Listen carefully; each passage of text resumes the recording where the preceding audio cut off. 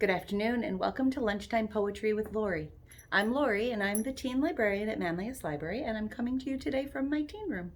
But I'm not going to read a teen book of poetry today. Today I'm going to read to you selections from Poetry Will Save Your Life, a memoir by Jill Bialski. And I was drawn to this because of the preface, which I'll start with.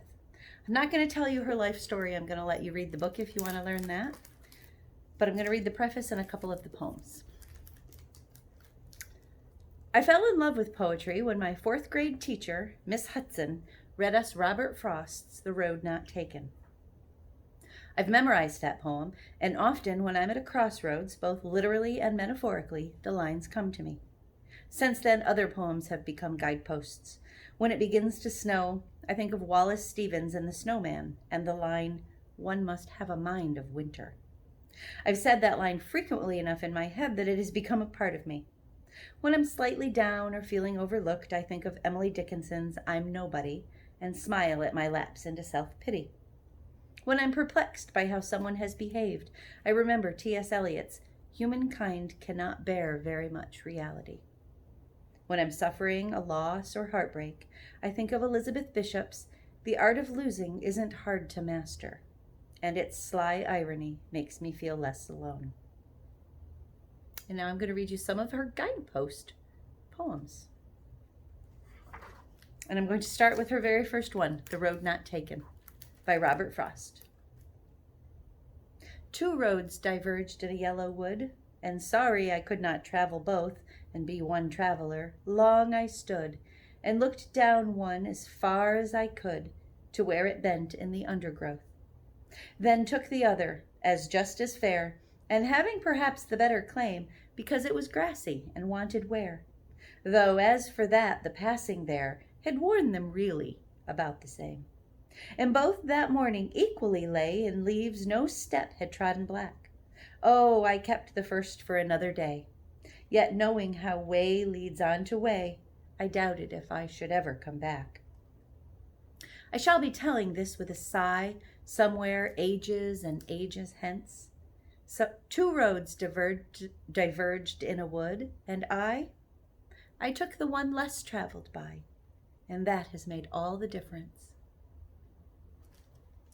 That poem was also very important in my discovery and love of poetry. Okay, you probably know "Twinkle, Twinkle, Little Star," but did you know all of the verses? This is called "The Star" by Jane Taylor and Ann Taylor. Twinkle, twinkle, little star, how I wonder what you are, up above the world so high, like a diamond in the sky. When the blazing sun is gone, when he nothing shines upon, then you show your little light, twinkle, twinkle all the night. Then the traveler in the dark thanks you for your tiny spark. He could not see which way to go if you did not twinkle so. In the dark blue sky you keep, often through my curtains peep, for you never shut your eye till the sun is in the sky. 'Tis your bright and tiny spark lights the traveler in the dark, though I know not what you are, twinkle, twinkle, little star.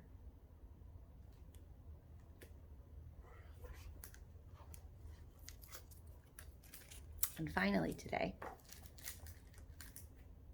January 1st, 1965, by Joseph Brodsky.